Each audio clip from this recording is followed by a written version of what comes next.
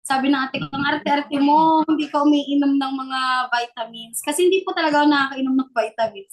Even yung mga gatas na pangbuntis. Kasi hindi ko maintindihan kung bakit niluluwa ko siya. So, during my pregnancy journey, ang iniinom ko po lang po talaga is barley. Yun lang po talaga yung iniinom ko. Tapos, ang baby ko po, since siya po hindi din nagba-vitamins, hindi ko din maintindihan kung bakit ayaw din niya ng vitamins. Barley din po. Makikita po niyo po sa mga posting ko, umiinom talaga si Gabi ng barley. Meron pang nagpahabol. Wala po bang naging health kay Mentor Honey? Wala po bang naging health problem si baby nung inaanak? Kasi premature po siya, di ba?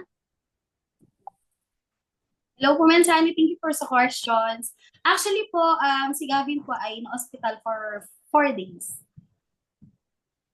Hindi pala, 7 days po pala kasi premature siya. Premature po siya. So, since CS po ako nun eh, talagang literal na binigla. Kasi ako po ay jumuduty na 11 days sa work. Kahit ako'y pregnant na, parang hinahabol bago ako mag-MD.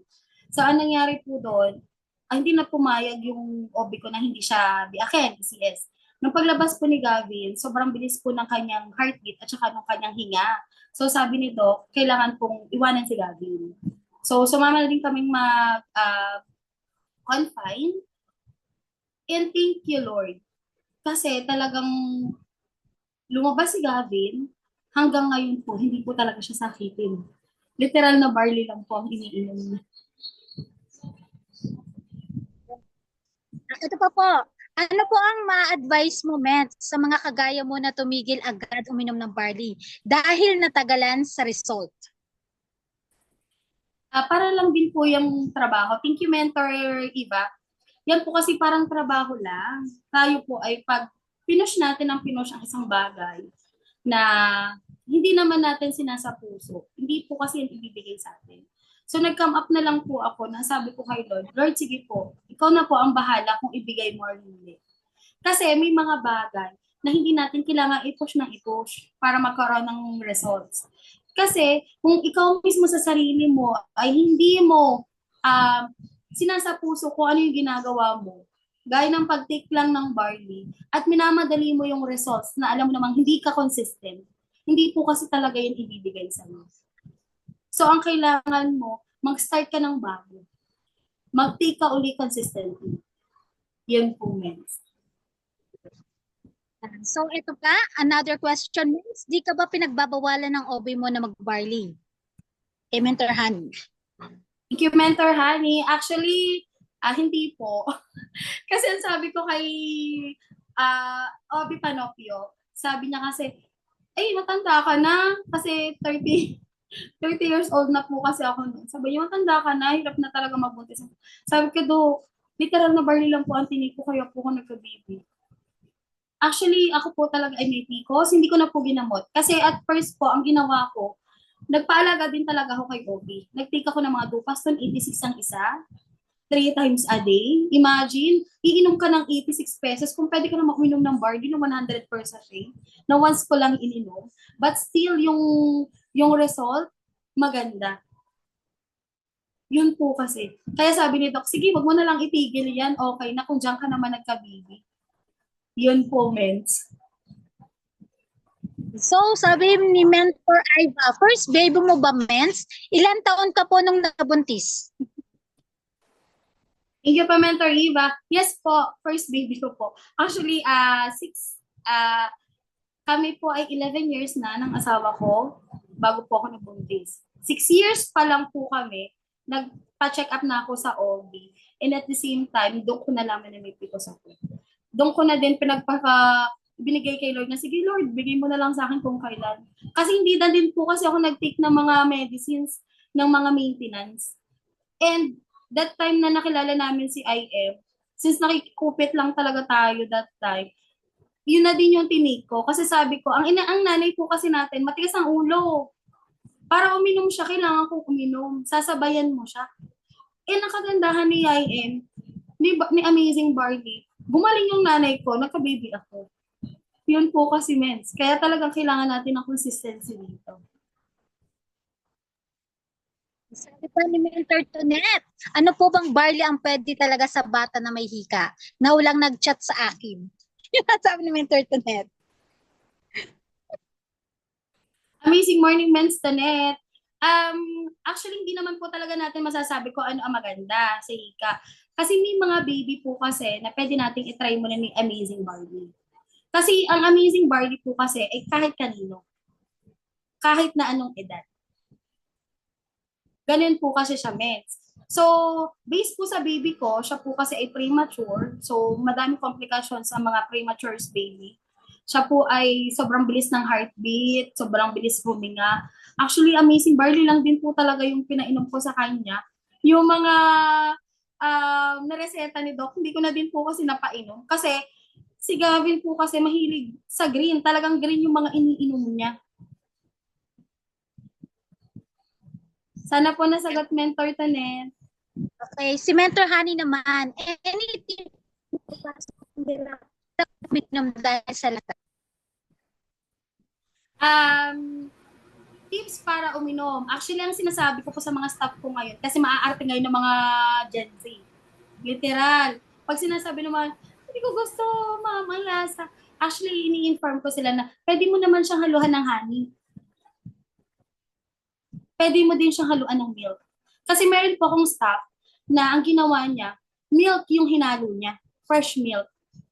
So, sabi niya, yung lasa, hindi na siya ganun katapang. Kaya lang kasi ang kagandahan kasi ni Amazing Barley natin, sa una lang talaga siya mahirap inumin. Kasi hindi pa siya kilala ng taste buds mo. Pero once na nakapag-try ka ng 3 to 4 times ng pag-inom, masasanay ka na din talagang iniinom siya. Hindi hinahanap-hanap din na din po talaga siya ng taste buds mo. Sabi ni Mentor Aiba, PCOS lang yung health concern moments. Amazing morning, man, Steve. PCOS lang po yung majority. Kasi talagang noona, sabi nito, yung mga egg cell ko, kung hindi ko siya naalaga, kasi 1.7 to 1.3 to 1.7 siya, millimeters, ganun na siya karami. So, ang sabi ni Doc sa akin that time, pag hindi siya naalagaan, pwede akong operahan. And since meron po kami history at ang ate ko ay may myoma, si Mentor Grace, at hindi pa namin kilala si Byron, talaga siya po ay inopera. So, hindi lang din po kasi PCOS lang yan eh. Ang PCOS po kasi sobrang dami ng pwedeng mangyari sa'yo. Irregular menstruations, yung iyong lifestyle, yung pagkain mo. Lahat po kasi yan connected. And mostly, 95% po kasi ng mga babae ngayon is may PCOS. And hindi po siya basta-basta nagagamot. So yes, Mentor Eva, PCOS lang po talaga, or PCOS po talaga yung aking main na concerns bago po ako nag-take ni Ivy Barbie. Okay, Mentor Tonet, number 1. Ano po yung question mo, Mentor Tonet? Mentor Tonet.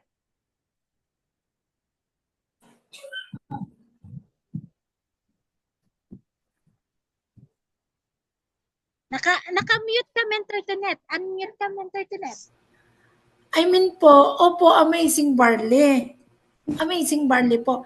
Ang tanong niya po, kung ano doon, dahil marami nga pong nasa pangalan ng box, di po ba? May chocolate ba, may yung iba't iba po yun eh, di po ba? Ay pinapatanong kung ano daw po ang pwede sa kanyang anak sa kasalukuyay may hika. Means, Kaya po barley powder po talaga, means tanin. Doon po talaga kami nag-focus ng baby ko, ng family ko. Even si Gavin. Hanggang ngayon po, yun lang din po talaga. Actually, nag-worry po ako kasi ang bata po talaga pala ngayon, pag nakatikim ng ibang product or ng ibang pagkain, nananamlay sila sa lagi nilang iniinom. So, natakot ako na hindi siya uminom ng barley ng 1 month. Actually, 1 month po talaga. So, pinatry ko po siya ng choco barley. Kasi sabi ko, hindi pwedeng hindi umiinom ng barley si Gavin kasi wala naman siyang iniinom na vitamins. Nung pinatake ko po siya ng choco barley, kinabukasan, nainom na po uli siya ng barley powder. Bumalik loob po talaga uli siya sa barley powder. So ngayon, i-stop ko muna uli ang choco barley. And, Mens, Sobrang takaw talaga ng bata pag nakatikim ng choco barley at barley. Ang lakas nilang kumain ng kanin. Si Gavin po ay 1.5 month pa lang, 1 year and 6 months. 16 kilos na po talaga siya, pero hindi siya mukhang mataba. Siksik na siksik po ang laman ng mga batang umiinom ng barley powder. Thank you po. Thank you po. Thank you po.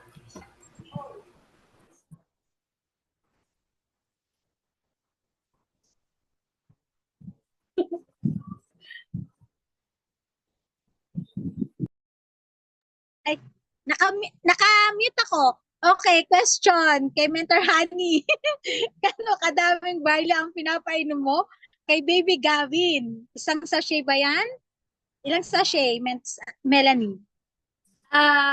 Ganito po kasi yung meds. Based sa aking testimony, pag pala isang sachet yung pinapainom natin sa bat, sobrang hyper. Literal, natutulog po siya 1 a.m. Literal, inaantay niya ako pag uwi. Umuwi po ako ng 11. Aabot siya ng 1 a.m. Talagang hyper, naglalaro pa siya.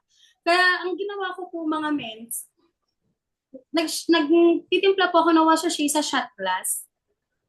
Share kami. Half lang po yung kay Gavin.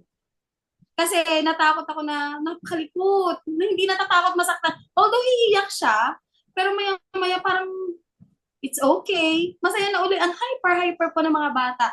Kaya hindi ko naman po sinabi na huwag niyong painom ng one sachet. Kasi si Gavin naman po as of now, wala talaga siyang health problem. Kaya ang ginawa ko po, hinap ko lang talaga yung share talaga kami ng iniinom.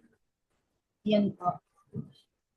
So ito kay May Abdon. Mens Melanie, ilang taon ka nung na-diagnose na may PCOS at ilan taon ka na nung nabuntis? Thank you po, men, sa question ng Moments May. Actually, ako po ay 25 nang nalaman kong ako may PCOS. Kasi nga po, parang gusto ko na magka-baby. So, ang ginawa ko po noon, after 30, nung 25 nung may PCOS, nung ako pa ay 31 years old, 30 years old, sorry, nag-take po ako ng barley. Actually, 2022, kasi yung nanay ko po ay na-hospital. Doon po ako uminom din ng barley. After 8 months lang po ng pag-take, hindi ko naman po sinasabing pare-pareho po tayo ng pwedeng mangyari. Na ako'y 8 months ka din po. Possible mapaaga ka po or pwedeng mahuli ka ng konti. Kasi depende po yun sa intake or sa effect or sa reactions ng katawan natin. Ako po kasi laging pagod sa trabaho. Lagi po akong puyat. Yung husband ko same din, since siya ay courier. Same kami nag-take, umabot po kami ng 8 months. Actually, wala po siyang liba ng pag-inom ng barley. Ganun po siya.